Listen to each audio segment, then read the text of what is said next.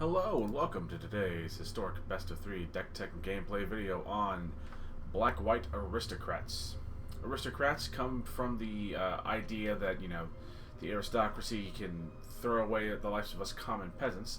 So and what that translates to usually in game terms is that whenever another creature you control dies, an opponent loses some life, is basically the practical example. This is particularly useful in Historic as there are 4 different effects such as Elas, il-Kor, Cruel Celebrant, Zulaport Cutthroat, and Blood Artist. Blood Artist, I believe, being the original that sort of gave birth to the archetype.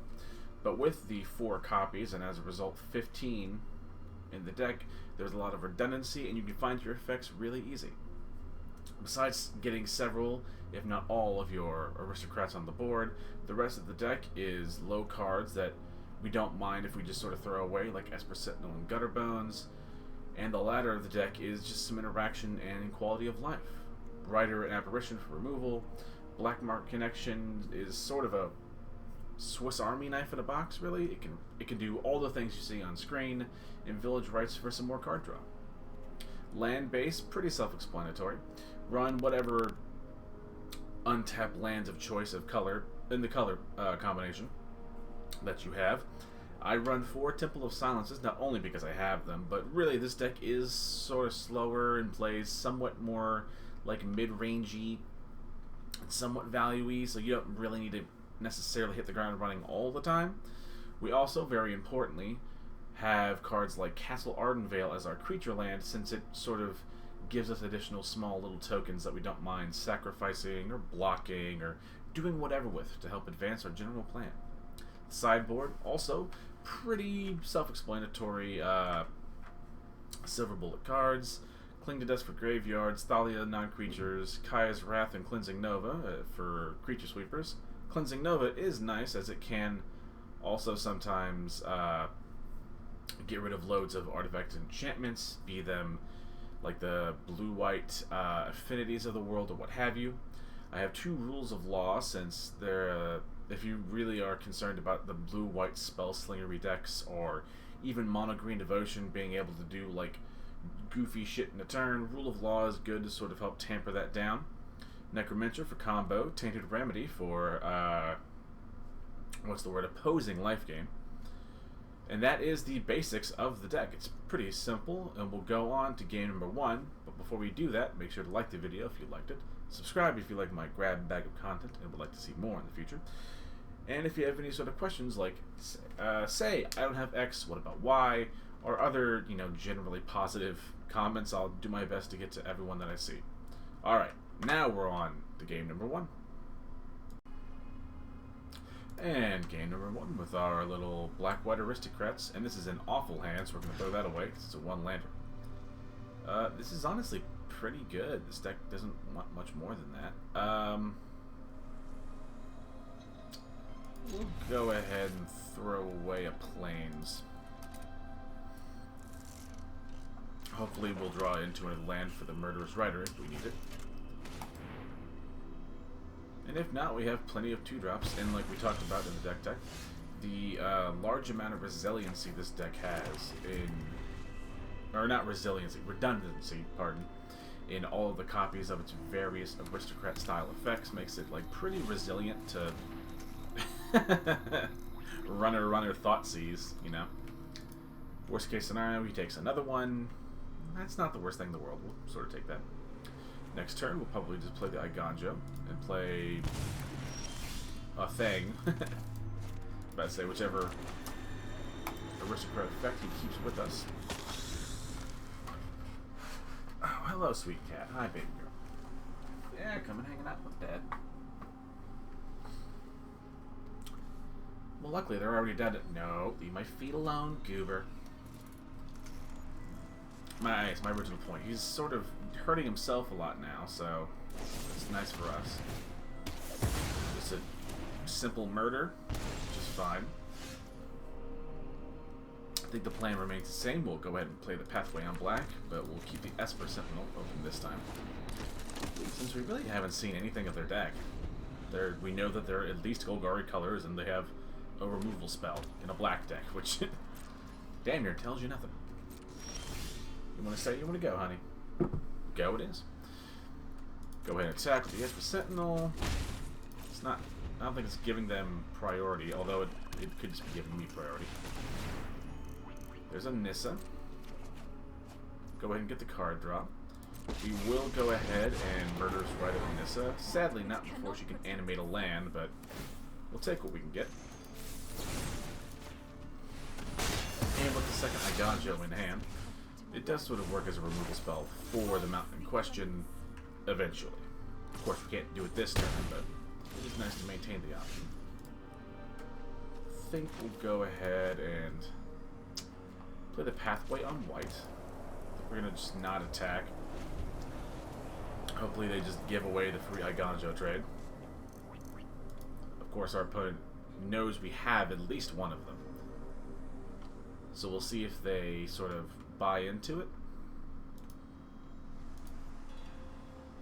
Hopefully they'll feel like they're somewhat in the driver's seat, having a bigger board and, you know, probably a good amount of removal, that they might feel comfortable enough throwing away a land. And in reality, like, we still don't know that much of what their deck is.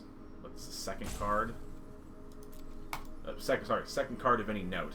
Like, they run Thoughtseize and removal in black, which we talked about, which is not really indicative of anything. Not bad. See if our opponent takes the trade. They're down to one card, and we will happily trade away for a forest. Of course, we would like... There are, of course, better things that their deck probably has that we want to remove. But right now, we're sort of in a weird spot. What, child? I know. Go hang out. Let's wait for our opponent. It would appear they either rage quitted out, which would be unfortunate because I'd very much like to use this video as I have a bit of a time crunch. There we go. Gutterbones is not bad. I think we'll just play the Murderous Rider. Go ahead and attack with the Esper Sentinel. At this stage, if he blocks it with the Atlanta War Elves, assuming they're still here. Okay, so they're still here. My original point was, it's late enough in the game that we're probably not going to get that many opportunities to get the card draw off of it. Alright, goes for the Murderous Rider, which is a fine choice, really. Right now, we're doing pretty good. Go ahead and play a Swamp and a Gutterbones. Go ahead and attack, since we're both just trading 1/1s for 1/1s right now. And just waiting for one of us to, like, hit something kind of big. Now, ooh, there's a Hive, which is something. Does he attack? He does. That's fine. We'll go ahead and save the Village Rights in case they go to remove something. Or if we're, like, really desperate. Let's see if we draw. Temple. Temple's also good for not only scrying just in general, but also scrying to sort of curate what we're going to get off of cards like Village Rights. We'll go ahead and keep the Black Market connection. Now, we're going to do this a little peculiar. We're going to attack with both. I now know that if nothing else, it's giving them activation priority for their Hive, even though they can't block with it. So we'll go ahead and tap black, sacrificing the Gutterbones. Gutterbones being a nice little recursive threat that isn't that terrible to sort of to trigger it, if that makes sense. Since our not only just having creatures on the board can just trigger it like normal, but the slew of the aristocrat effects that go over the top and provide the damage needed to get the Gutterbones triggered. And our opponent is... that just about makes sense. The real question is if they go to downtick the opponent. Because they'll have to downtick for 3. So he's going to uptick the Esper Sentinel, at which point we might as well sacrifice it with the Village Rider. Try and get something out of it. Some Blood Artist effects are good. We're in a good enough spot that I think we could just... Well, we'll sell Contraband and make a Shapeshifter. We don't need the card draw right now. Now we want to... Yeah, we're going to get rid of the Ugin first, as that card can quickly end the game, honestly. And then with the rest of our mana, we'll go ahead and play a couple Blood Artifacts.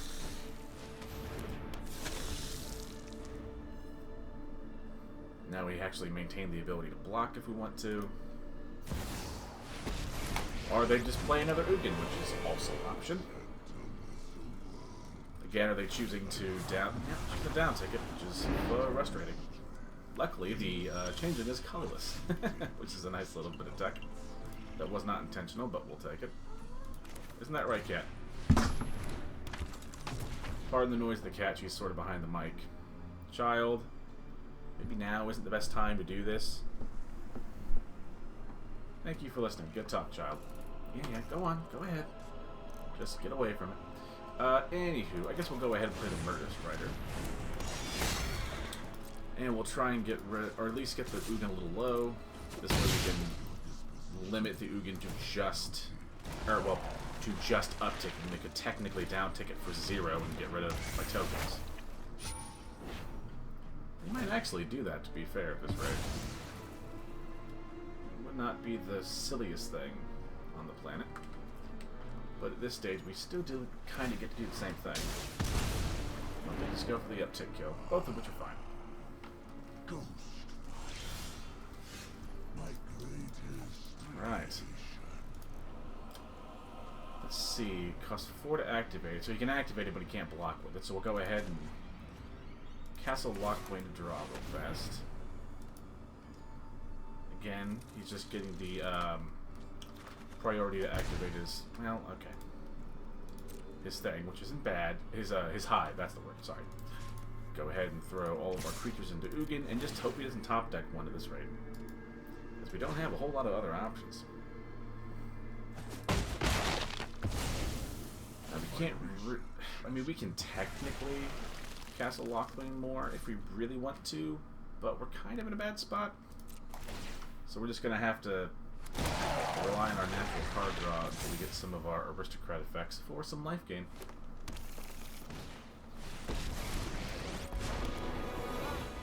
Oh goody. Is that some sort of like Golgari Walkers thing? Yay! Don't. I think the correct thing to do is to tap the forest for 2 green, untap it to make it a creature. That way you have the 2 green floating, I believe. Almost certainly we die though, as there's not that much we can do here. Yeah, sometimes you just don't hit well. Admittedly, this game was a very weird rogue outlier, but you can, I guess, just be interacted down. Kinda has to be said. Honestly, Necromentia might be good. He didn't really show me that much what the deck was. Like, a lot of it was just redundant stuff. Yeah, we'll get some Necromentias. Take out Jadar and Elas il-Kor. That way we can just name an Ugin, because I don't know if their deck's going to have the most ways of dealing with what we're trying to put down. Hopefully. Of course, sometimes you, like the last game, you just get suckered to variance. That's very close. That is so goddamn close. No, it's not responsible. I want to, but it's not responsible. We'll go ahead and throw 1 Skyclave. They haven't really had a whole lot of things to hit with the Skyclave, so maybe there was an argument for just taking out a couple of them. That might have been the correct play in hindsight. Since they're not gonna, they don't appear to have anyway, a whole lot of things to hit. Yeah, they thought C's. Hey, we get it back. Really useful. He'll he takes the apparition. So that would imply, at least, that he does have something in his hand that he doesn't want to be removed. So maybe he was also just having a weird variance game, which is possible. Does it appear to be? We'll go ahead and play the Pathway on white, so we maintain the option, and just play another little aristocrat effect. And this is kind of the wonders of this deck, in that it only Okay, that's a little premature, sir, or madam, or otherwise, but that's fine. But we can talk about this for a second. This sort of kind of is a really good microcosm. That's a fancy way to word this, of what this deck is supposed to do. Next turn we were going to play another Celebrant, and at that point it becomes very difficult for really heavy removal matchups to, like, what's the word? Sort of profitably interact. Since, think about it, if he kills my Esper Sentinel with, like, a murder, say, and minimum he'll take another 2 for hitting it, which is more damage than the Sentinel was going to do. Play a Celebrant that turns to 3 or 4, not to mention any additional copies of all of our Aristocrat effects. Anywho, upon further inspection, I believe Thalia is so coming in here. We're taking a couple of the apparitions out because we learned our lesson. And I still haven't seen anything that in their deck that justifies them thought seizing away an apparition. Because it's like not even a good body on curve. But hey, I mean, I'll take whatever ones I can get. Give me your magical fake internet gold currency, please. Now, our opponent's going first. Of course, they should go first because they have a brain in their skull. And honestly, this is a pretty good hand. You can't really ask for much more. And we've talked about this before, but like, because we have, you know, the 4 different versions of an aristocrat style effect, we have such redundancy, and it's very easy to sort of find our sort of build around mechanic, air quotes, although it's not necessarily the best way to word that. And once we have that basic package on, we can just sort of start bonking our opponent and making things tricky for him. Anywho, Pathway on white, Esper Sentinel on 1. We'll probably play the Swamp on turn 2, and try to keep open our pathways for whatever colored mana we need, and maybe keep an Iganjo, if we can, for some surprise removal from the land base. Come on, opponent. You were doing good. No reason to just rage quit out of this. I would very much like to use this game. Thank you. Not doing that much. The Swamp is still the play here. I guess the $1,000,000 question is, do we play the Thalia and disrupt their interruption? Because we know that they have Murders, which are 3 mana. They have Binding of the Old Gods, which is 4. I'm going to play the Thalia here. Not only does Thalia just generally tax all non-creature spells, but Esper Sentinel does sort of enact another tax onto it.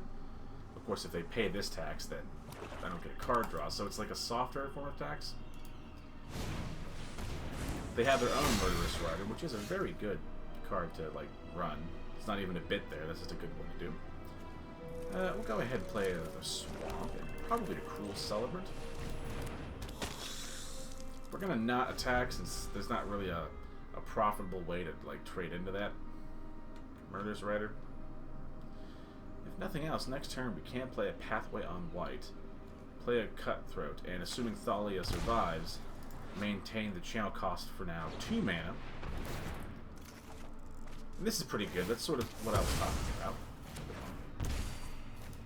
Made their limited suite of removal a little more difficult to use, as well as just generally doing, making it also tricky since the Celebrant itself also counts towards, or sort of includes itself in its little effect, if that makes sense. Our plan, I think, remains the same that we talked about. Just bonk our opponent in the face, keep an Iganjo open. If they're gonna have another removal spell, they're just gonna have it. There's no point in sitting there trying to play around it. Ritual of Soot. Well, okay, I guess you don't lose the Murderous Rider. Okay. But that's us. This is another really good example of why this deck is great. You mean, yeah, they swept my board, but it wasn't a free sweep. I still did manage to squeeze some damage out of it, which is lovely to do. Since we don't need to keep the Iganjo open, for the most part, I'm sure there are corner cases, I think we'll just Temple of Silence and see what we'll draw. I actually don't want the castle right now. I want some more gas or more proactive plays. To try and close this game out, since we know Our opponent is just sitting around waiting to cast an Ugin, which is a miserable time. It's a good card, it's just like once he really resolves that, then like we're in for some trouble. He does pit attacks, so enough the card draw. Probably targets, yeah, our little Sadistic Pilgrim. But we draw another Blood Artist effect, which is lovely. Go ahead and play the Godless Shrine. And we now even still, once again, get to keep open the Iganjo, because maybe they play another Nissa and animate a land, which we saw in the first game.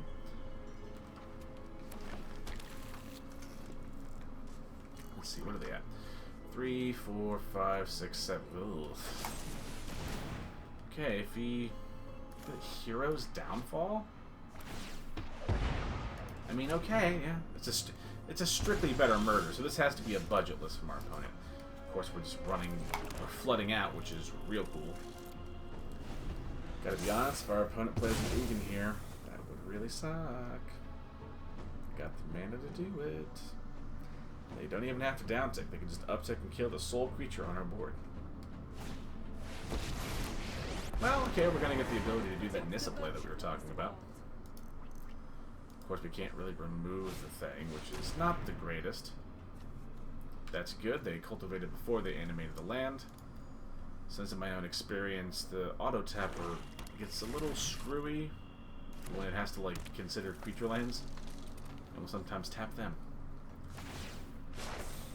Rise, my elemental friend. There's another cultivate. Okay, they're ramping. Ramping a lot. It has to be said. Okay, I mean... Okay, game, like... Yes, I want the Blood Artist triggers, but I also need other things to make this work. I'm kind of feeling like a dummy for not... Well, if I do the Castle Ardenvale, though, I'd be like a... I wouldn't have the 2 Blood Artists, so even then the castle wouldn't be as good. Kinda has to be said. I'm actually gonna get rid of the Hive of the Eye Tyrant. Okay, there's, you know, something there.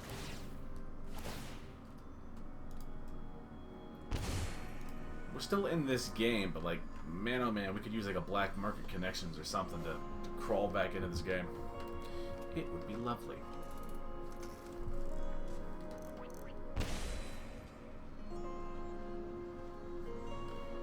Once they attack, we gladly get rid of the Hive, as that one's a little more of a threat. And luckily, Blood Artist it functions a little uniquely amongst Aristocrat effects in that it also triggers all opponent's creatures die. We don't have to block, we have a good surplus of life. Did he not animate a land before? Okay. Okay, that's better. Need to get rid of the Nissa, because that's going to cause me a lot of problems. So we'll go ahead and both cast Swift and the Murderous Rider itself. Don't attack. You really want... Okay. We need to start drawing cards off of Arch. That has to be said. Damn. Yeah, that'll do it. But our Aristocrat effects are kind of working here. They're buying us time and slowly chipping down an opponent's life. Honestly, a Castle Lockwind is a huge draw. We'll immediately activate that. There's another Blood Artist. Not quite there yet, but we're very close. Of course, if they draw something like an Ugin, then we were Dungeon Rings anyway. But at least with the Castle Lockwind, even if we draw another land and we flood out, we have a way to sort of maybe draw something, kind of in a similar fashion to how their Arch is working. Alright, there's a Zulaport, so we'll do... I know it, just to make sure, I'll manually tap the Zulaport, and then we'll use the Castle Lockwind. Jadar's pretty nice, kinda has to be said. Okay, we're in a good spot here. We're in a really good spot. Okay, they're gonna binding down something. But anything he bindings down is going to hit him for 3, and he'll go to 1. He does have a Murderous Rider, which sort of screws up the math.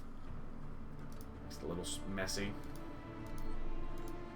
Oh, we're so close. We're like right there. Yeah, it gets rid of a Blood Artist. But like we talked about, it does ping him for 3.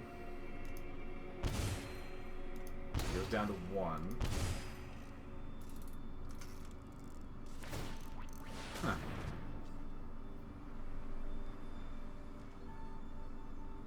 Okay, wait a second. Let's see how if he attacks here, I might actually have him. Right? Okay, so if I... 1/1 blocks a 1/1. So that'll be... My Jadar dies, so that gives me 2 triggers. 1 and 2. Goes down to 2. Murderous Rider gets him up to 1. It's back up to 1. Then if I sacrifice the Zulaport to a swamp, that should be another 2, so he should go down to -2. Blood Artist doing the same should take him down to -3 life, I think. I guess if you don't want to do small number arithmetic, this deck might not be it for you, but I think we've sort of pulled this game out. Yes! It's honestly a pretty good showing for our game number 1. Or match number 1, or whatever you want to call it. But this was a lovely kind of way of showing how the deck can work, and also that, like, you know, variance happens. Every once in a while, you know, stick through it, you'll be okay. Anywho, on to game number 2. And game number 2 with our little aristocrat deck. 3 lands, 4 spells, a couple of, yeah, I know, cat. A couple of aristocrat effects, and some of the just general glue keeping this bad boy together. A lovely hand to keep. Colorless, or mono brown, or whatever mud deck you want to call it, because that's the only deck that I can think of that runs a Resplendent Fountain, or whatever the hell that card's called. Radiant, sorry. Oops. Fuck. Dude, I was about to say, there you go. Park that little fluffy cat butt. Anywho, Godless Shrine on 1. We'll go ahead and pay the 2 life to make it untapped, so we can cast our Esper Sentinel. Next turn, we'll probably play the Igonjo. Sorry, what is that? Oh, that's the... Okay, this one's different from Field of Ruin. 2-minute tap, sack demo field, destroy target non-basic land an opponent controls. That land's controller may search their library for a basic land, put it onto the battlefield, then shuffle. You may search your library for a basic land card, put it onto the battlefield, then shuffle. How is that different? I would have to have... I don't know offhand how that's different from Field of Ruin, but I'm certain there's a technical difference there. But it sounds like a damn near extra copy. Anywho, we'll go ahead and play Elas il-Kor. We're playing Elas first, because in a real technical sense, this deck isn't going to run a whole lot of creatures, and Elas does have the first land of text, gaining its life when more of our creatures in the field, so that's where my understanding is sort of coming from and how that's the, like, ideal play. I think I will actually play the Pathway on black and get the black market connections rolling early on right now. Go ahead and attack. There's nothing that I can think of anyway that our opponent's really going to be able to do. They could play a Thought-Knot Seer on 4, because I know my own version of Colorless Ramp does. Ooh, got a Labyrinth. Very nice. Cast a Karn, and they have to pay the cost here. See what they're going to find. Do they have maybe a Forsaken Monument in the sideboard? They do! We're going to go ahead and just activate all 3 modes. We need to sort of go real fast against our opponent here.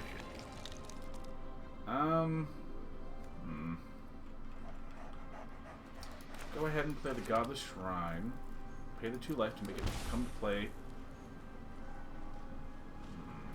Untapped. Sorry, I'm just thinking.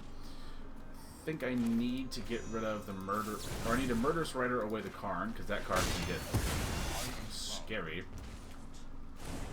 I think we'll take this turn to play our Jadar, so we have sort of a recurring sack outlet in the form of the Decayed Zombie. And of course some life. Take more life here.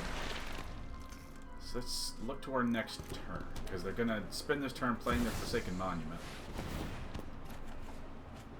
I guess if they have like a Karn Silex maybe, that would suck.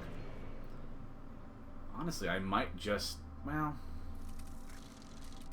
this will be the last turn we do all three. I'll go ahead and play a Pathway on white. Going to name a Celebrant. Play a Celebrant. Gain a life back. Play a Blood Artist. Gain another life back. And play a Zulaport Cutthroat. But, oh yes, back to my point about the Karn Silex. It would suck if they manage to have a Silex, but that takes a turn to come online. Since it just, they had that Perilous Vault card, which would suck. But right now we're just trying to push all the damage we can. Like we talked about, the Decayed Zombies sacking themselves at the end of combat is a great way to sort of embody the Aristocrat style, where you can just sort of like throw this zombie token away that you're going to get back next turn and trigger your stuff, and it's very lovely. Now, what the hell are we going against? I haven't seen what their deck is running as far as payoffs, so we don't want a Necromentia yet. I think we could do... Thalia's, Rule of Laws, and Cleansing Novas, either to sweep our board when we have a big minefield like this, since if we were to sweep our board, all of our, or if we were to sweep our own board, all of our Aristocrat effects would trigger. And the, what's it called?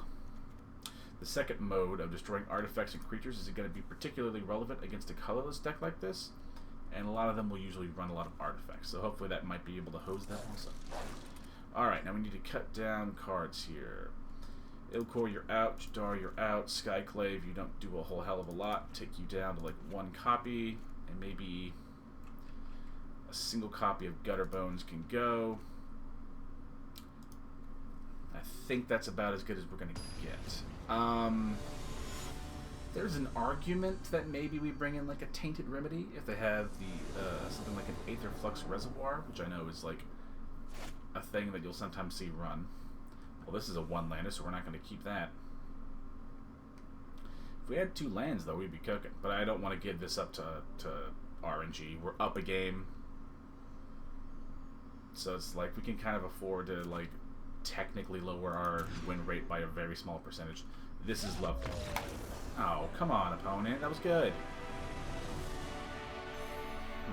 How long have we been recording for?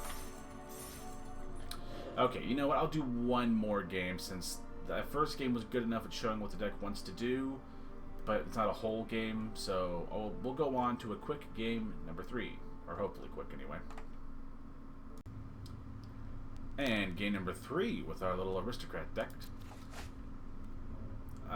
This is honestly a pretty good keeper.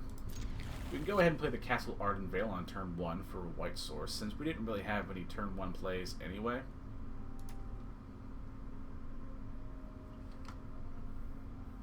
See what our opponent is. Oh, they have the Street Fighter sleeves. Nice. I was more, at least as a kid anyway, I grew up more of a Mortal Kombat and Dead or Alive player, but yeah, to each their own and all that. Although player is a strong word. So, Grixis Triome. We'll go ahead and play the Swamp since we have it. We'll go ahead and play the Elas il-Kor. Again, wanting to play that first so we can make use of a lot of the life gain effects. Oh, okay, sorry. Pardon the cat behind the mic. Honey, you have to pick a spot. I know, it's okay. Not in trouble. There you go. Just take it easy. Don't trip on cords. I know Dad's got a weird setup, and it's hard to go around cords. Anywho. Okay, I see 2 triomes, so maybe 5 color Niv. I have to be honest, I don't think in the last couple of weeks of testing I've gone against one. We'll go ahead and play the Pathway then on double black. We'll play the Jadar. Get that going. I think you can get along with your sister. You don't got to get all huffy and shuffy. Anywho. That's the Elas il-Kor. Apply some pressure. Get a green source for Kavu. Okay, but that's not a dual. That's not. How do I word this? That's what? Hide away whenever you cast a multicolored spell. Okay, that might work. Create a treasure, then you can pay Wooburg. If you do, exile the card. Okay, that's fine. We'll go ahead and play the Pathway on white, allowing us to play both a Celebrant and a Zulaport Cutthroat. We're kind of in a really good spot here, since I know that they are assuming this is a 5-color Niv list. I know that they run cards like Deafening Clarion, even what's the word? Supreme Verdict now qualifies. So we want to make their how do I word this? We want to make their sweeping us like this as painful as possible. I don't know if they die, but they might very well. I don't know about dead, but they're fucking close. Yes! You can't sweep that board. I mean, they might have just been dead if they didn't, so, like, okay, a part of me gets that. Like I do. I'm so happy I got to show off, like, the minefield that it can, like, bring up. Oh, that's great. We're going to go ahead and bring in some Necromenches. That person's not bad. We'll just go ahead and cut Elas, il-Kor, and Jadar. Those 2 are pretty safe cuts since they're both legendary and you have 3 copies anyway, so they're pretty much the go-to first 2 cards I cut since it doesn't really affect the deck that much. At least in terms of like the redundancy and the odds of you hitting it and sort of developing your game plan. You're going to have to dilute that to bring in your sideboard cards anyway, and that's like a pretty small thing to lose. 2 lands, but we have a load of stuff to do with it. That's fine. We'll go ahead and play the Esper Sentinel, unless it's the better one drop in the vacuum. Play the Godless Shrine and pay the 2 life, so we can use the land this turn. Temur Triome. Oh, this is almost certainly 5-color Niv, which is fine. We'll go ahead and play the Castle Lockthwain. And again, play the Elas il-Kor for all the same reasons that I have droned on for ad nauseum. I think next turn we'll probably play our Plains, and then probably a Blood Artist and an Esper Sentinel. Okay, good. For a second I got in my own head and was worried if I would press record. He had priority there. So we're going to stick to our main plan here. Although maybe we actually don't, and we keep a single black mana open to... Well... No, we'll go ahead and play the Esper Sentinel. There's an argument that maybe I keep black mana open for the Village Rites. Oh, okay, for the cycle. That's where his priority came from. But my point was that maybe I keep on a black mana to cast a Village Rites, but if you cast a sweeper on 4 like this, then we were going to get card draw off of it from the Esper Sentinel anyway. And once again, we create this beautiful minefield. Okay, I don't care how this been. I don't care if I win or lose this. Yay! You get to do the goofy shit. We'll take 1 turn off with the Black Market Connections. Since we're running low on lands, we would like to, at a minimum... hell. Never mind. Disregard all of what I just said. Well, it wasn't really a develop their board kind of turn, so that has to be said. Temple of Silence, let's see what we'll draw. Another Black Market, it's not bad. We'll go ahead and play the Elas il-Kor again, and an Esper Sentinel. Isn't it 6 lands for the, yeah, 6 lands for the fixing effect? Oh, right, and the binding gives them the 6 land. And it doesn't care about basic, most importantly. It just says any force, so he can grab one of his triomes. There is the Territorial Kavu that I thought was floating around in there. Does he have a removal spell? Or, well, he has to. As I said, there's loads of things. Ooh, that's a nice. Very good. I'm not even mad. That's a very good play. A beautiful use of K command. And honestly, a pretty good card that 5-color Niv got access to. That, like, is another lovely multicolored card in their tool. This deck is on. Or in their toolkit part. This deck is honestly pretty goddamn resilient. I mean, you can run it down or create really sticky boards like you've seen me do in these couple of games. Let's see. Correction, I'm not going to get Black Market Connect. God damn, they have... I mean, good on them. They haven't hit the Niv yet, so we're just hoping. Blood Artist is nice. Kind of has to be said. Yeah, we'll go ahead and just attack with the Gutterbones. Actually, it's probably smarter. I think we'll go ahead and Village Rites now, sacrificing the Gutterbones. We're getting really close, and if they draw something like a Hydroid Crisis, they're going to quickly get... Oh, that would have been lovely to have. If they draw something like a Hydroid Crisis, or there's loads of ways they can sort of pull themselves out of this game. So we're just trying to keep that to a bit of a minimum. We'll put the Pathway on black and bring the Gutterbones back. If they don't play Niv Mizzet, I think it's Perun, right? What is this fucking name? What is that card's name? Sadly, they're going to get lifelink, which absolutely stinks. What is that card's name? Oh god, phone, quickly. Don't play him? Yeah. Okay, come on. Necromentia. So I quickly look this up on my phone. Target opponent. Yeah, no shit. The only one that there is here. MTG. Niv. Mizzet. Reborn. That's it. Perun is the leader. Yeah, okay. Reborn. That's the one. Because I know there are two in this format, and my brain, because it's the same character, my brain has a hard time remembering the difference. Which Reborn is the one I'm looking for. Gotcha. No. Oh, don't die on me. Please don't die on me. Okay, pardon the technical difficulties. Do I hear the music going on in the background? Anywho. I apologize for the heating, my central heating that you hear. Just a whirling, but it's too damn cold to not have it, so... Oh, come on, please. There we go. Alright, back. Okay, so Niv, Mizzet, Reborn. I would assume they have 4 copies because the card's just that good.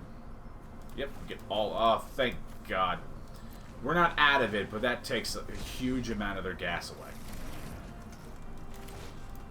We have the Apparition for their Kavu. And they're now top decking-ish, which is fine. Although they can attack with the Kavu and, what's the word? And rummage away some cards. I say looting, but that's the inverse. Another Growth Spiral. And another Growth Spiral. Don't play a land if you have it. Actually don't. Okay. I mean, you can exile a card from my graveyard, but that's really not important. I would have kept that land in my hand and like oh, that was a Steam Fence. I thought you played a Triumph. I was going to be extra mad because that would have been particularly silly. Anywho, go ahead and play Swamp and just play the Apparition, targeting down the Kavu. There are still some doubtless card draw effects like Expressive Iteration that might be run. The aforementioned... I should have taken a stronger look at what our opponent was running. That was a mess up on my part.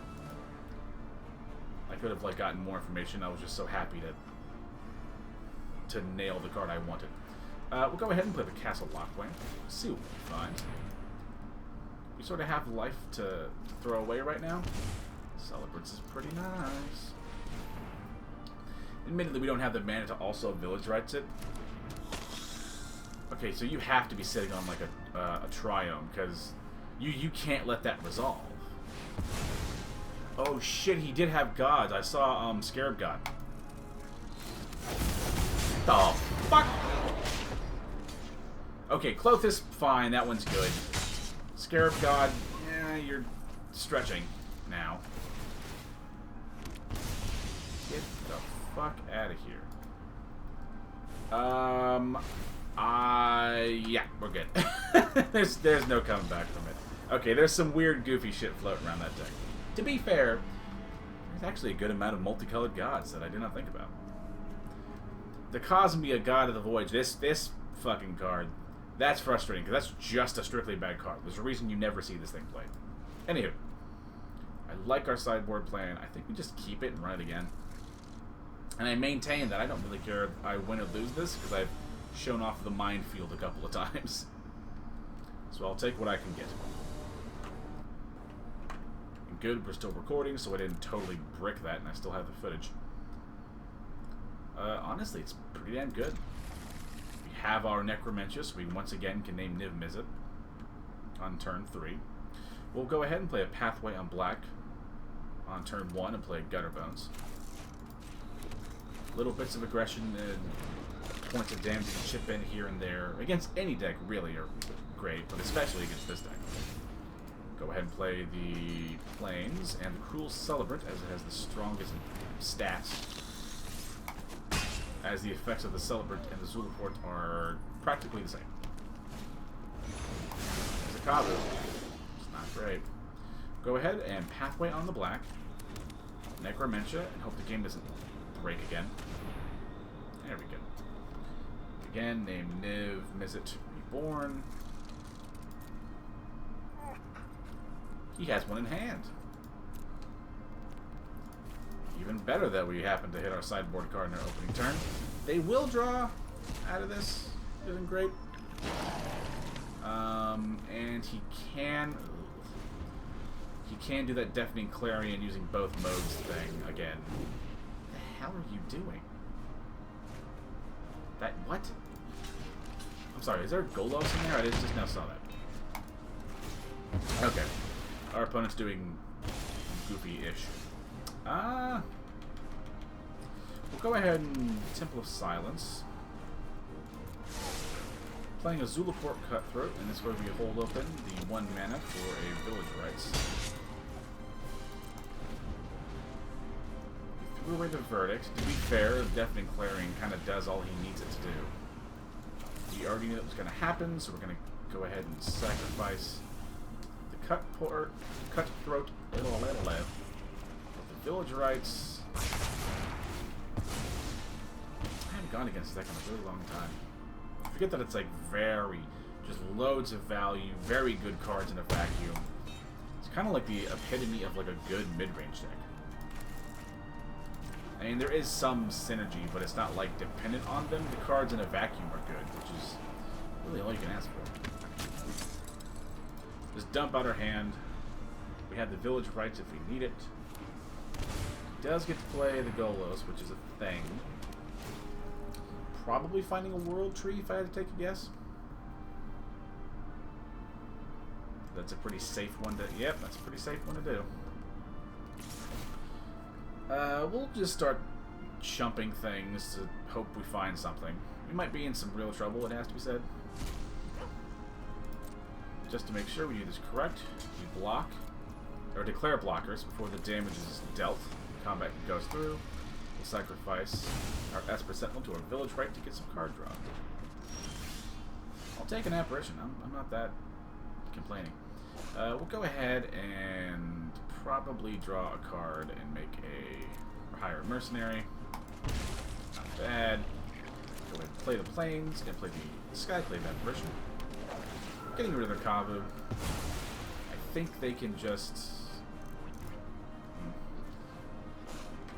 I'm actually going to keep that back. I think it's only 7 mana to do that, right? Newbergen 2, 1, 2, 5, 6. Or they just have a Scarab God. Shit out of luck. We'll go ahead and just draw a card and make a dude, because we're in some trouble. It has to be said. We'll go ahead and play the Castle and play a Esper Sentinel. Attack with everybody and just hope they make a weird block.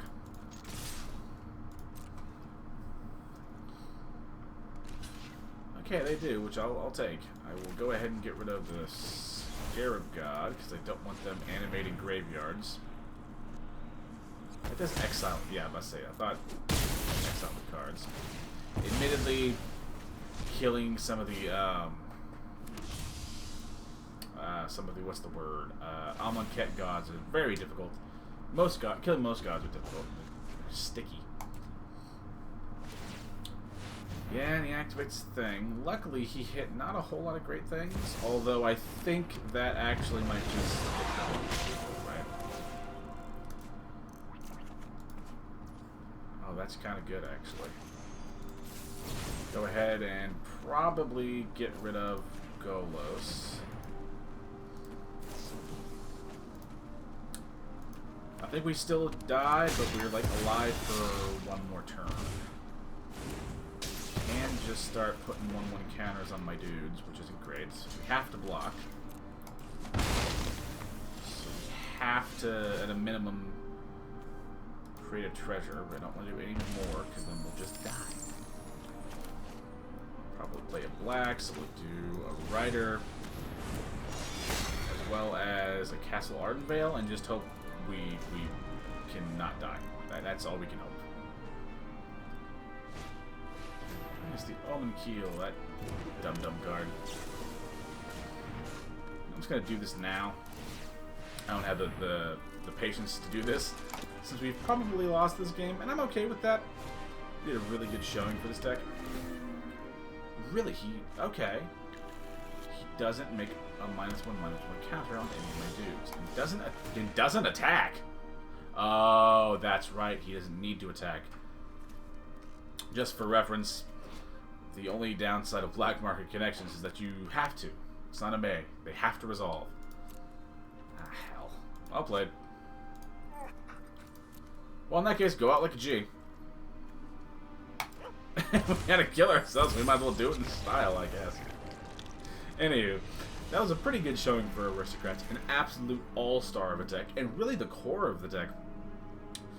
I think literally all of the Aristocrat effects are all uncommon, so you could very easily bump down the rarity to your level, and if you... Honestly, yeah, if you were a newer player, like, you could very easily find, like... I could probably even recommend, like, lower rarity builds if you don't have all the rares that I do from playing the game for years. But yeah, an absolute banger of a deck. Very, very good. 100% recommend playing this thing. You'll have a load of fun. With that out of the way, thank you all for watching. Don't forget to like the video if you liked it. Subscribe if you like my grab bag of content and would like to see more in the future. And if you have any questions, like, hey, I don't have X, what about Y? Go ahead and leave them down below in the comment section. And remember, I'm pulling for you. We're all in this together.